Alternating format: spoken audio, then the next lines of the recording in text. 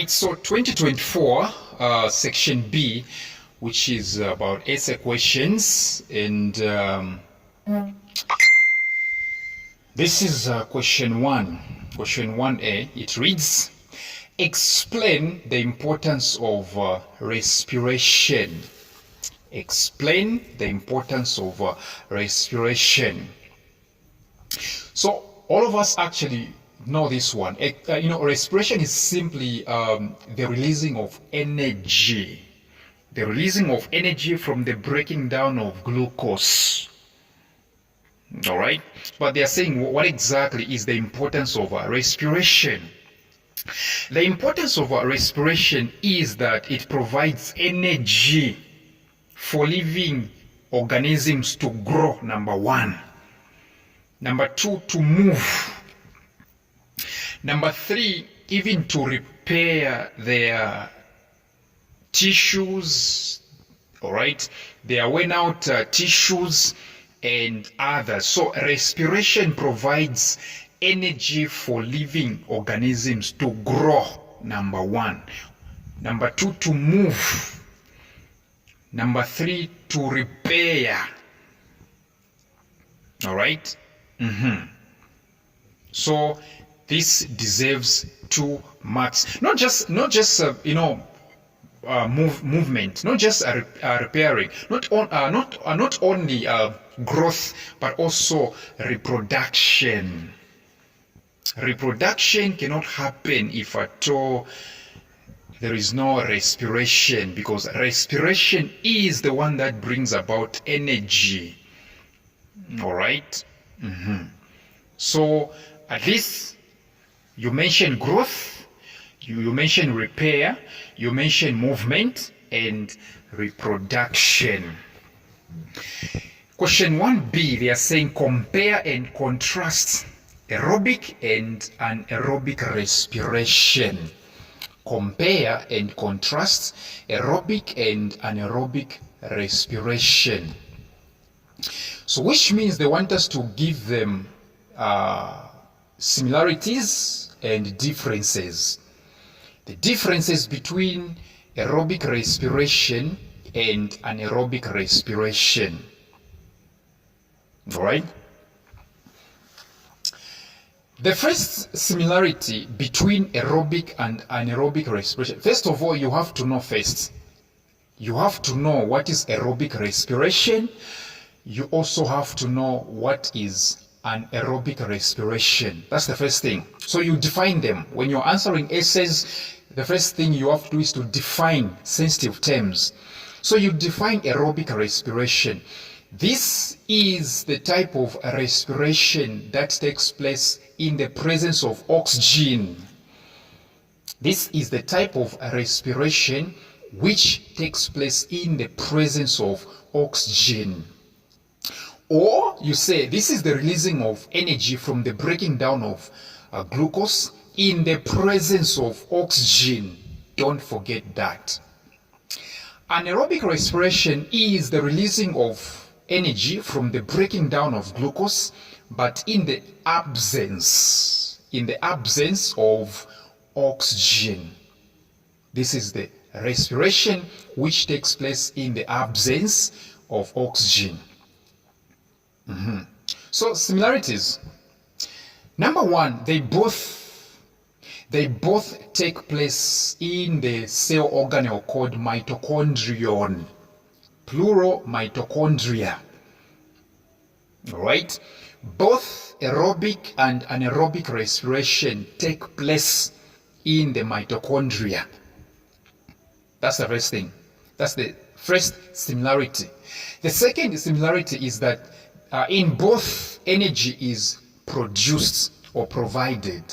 In both, energy is provided. All right? In both, energy is provided. That's the second similarity. All right? That's the second similarity. Now let's switch to differences, contrasts. All right? Contrasts.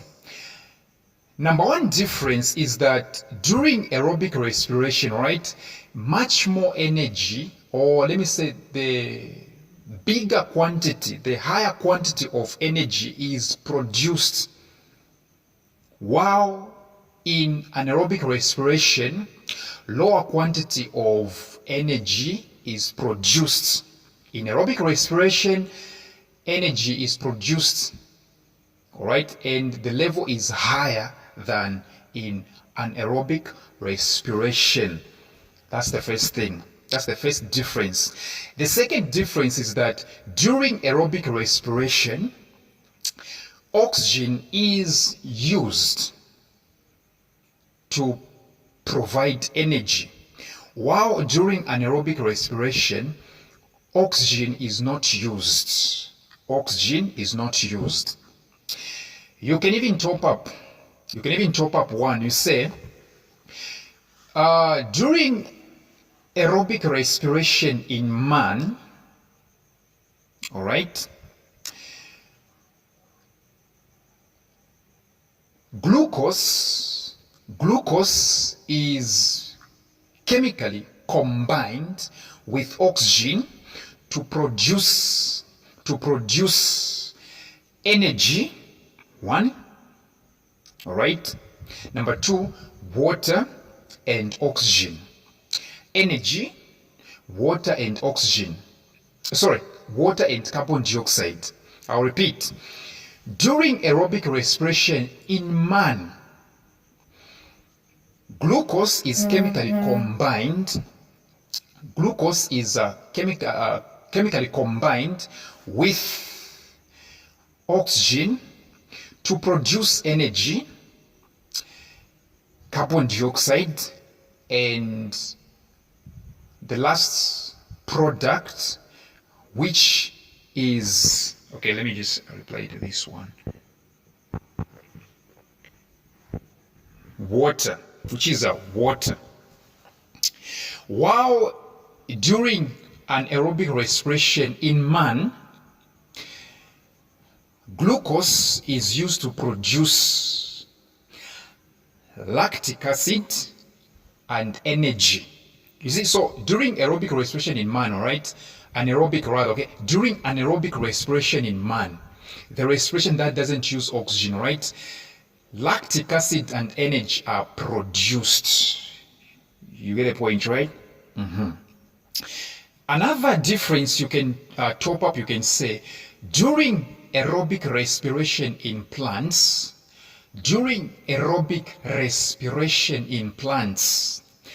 glucose is chemically combined with oxygen to produce energy, water and carbon dioxide. Energy, water and carbon dioxide. While during anaerobic respiration in plants, glucose is used to provide or to produce energy and ethanol. Energy and ethanol and carbon dioxide. Question 1C, explain the industrial application of respiration. Explain the industrial application of respiration. Did they mean applications or one application? Well, we have 4 applications of respiration in industries. Number 1, in baking, and this one is actually anaerobic respiration they are talking about. In baking, anaerobic respiration is used, all right, whereby yeast is mixed with the dough. Yeast is mixed with the dough, all right, and this yeast, since yeast is a plant, it will start respiring anaerobically. So you're going to realize that during the anaerobic respiration by yeast, all right, carbon dioxide will be produced, and carbon dioxide is going to raise the dough. All right, it is going to raise the dough. So yeast is mixed with the dough, and this yeast will start respiring anaerobically. During this process, one of the products will be carbon dioxide, and carbon dioxide is going to raise the dough. That's why you realize that fritters, all right, with yeast look bigger. It's because during the process, anaerobic respiration took place, and carbon dioxide was produced, and carbon dioxide raises the dough. Number two, in brewing, all right, in brewing, the same thing happens, except that during brewing, okay, ethanol is produced. So number two, in brewing. Number three, in sewage treatment. Number three, in sewage treatment. All right, yes. Number three, in sewage treatment. Yes. Number four, you should come for more substitution. So thank you very much for your time.